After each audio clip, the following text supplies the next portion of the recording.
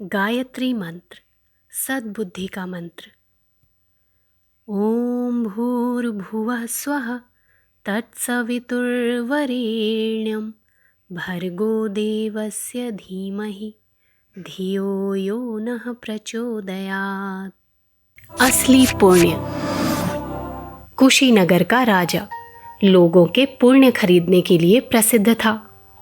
उसने एक तराजू लगा रखी थी। पुण्य बेचने वाले लोग अपनी ईमानदारी की कमाई का विवरण लिखकर एक पलड़े में रखते। उस कागज के अनुरूप तराजू स्वयं स्वर्ण मुद्राएं देने की व्यवस्था कर देता।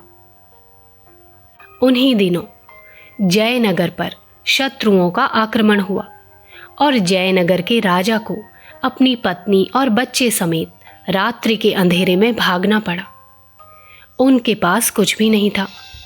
वे रास्ते के खर्च के लिए भी कुछ साथ लेकर ना चल सके।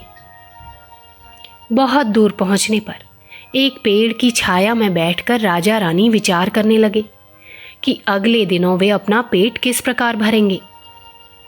रानी ने सुझाव दिया, आपने जीवन भर बहुत दान पुण्य किया था, उसी में से थोड़े पुण्य यदि हम कुशीनगर के राजा को बेच दें तो उससे हम थोड़ा धन प्राप्त कर पाएंगे। राजा सहमत हो गए, पर भूखे पेट कुशीनगर तक कैसे पहुंचा जाए। रानी को एक उपाय सूझा। वो बोली, मैं ग्रामीणों के घरों में जाकर आटा पीसूंगी और रोज के खाने में से जो बचेगा उसे जमा करती जाऊंगी। राजा रोटी बनाएंगे। एक दिन राजा रोटी सेक रहे थे।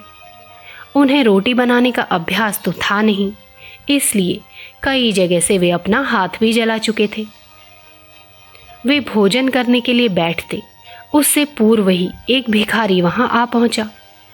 उसने जब हाथ फैलाकर रोटी मांगी तो राजा हतप्रभ रह गए।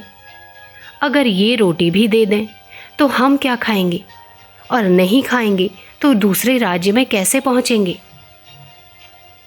रानी मदद करने के लिए सामने आई और राजा से बोली, हम इतने दिनों से भूखे हैं, एक दिन और भूखा रह लेंगे, आप इस भिखारी को रोटी दे दीजिए।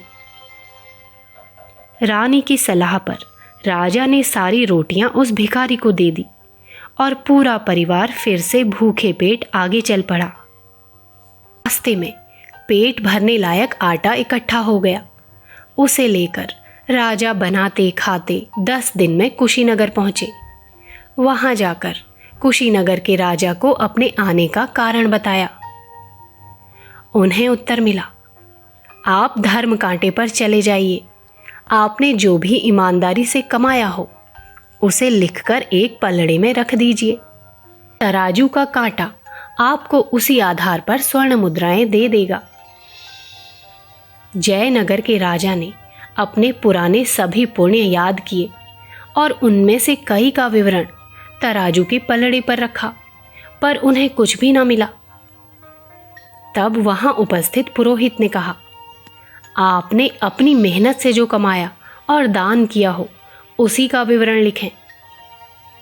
तब राजा को पिछले दिनों भिखारी को दी हुई रोटियां याद आई। उन्होंने उसका ब्यौरा लिखकर तराजू में रख दिया। दूसरे पलड़े में उसके बदले में 100 मुद्राएं आ गई। पुरोहित ने कहा, उसी दान का पुण्य फल होता है जो ईमानदारी और परिश्रम पूर्वक स्वयं कमाया गया हो।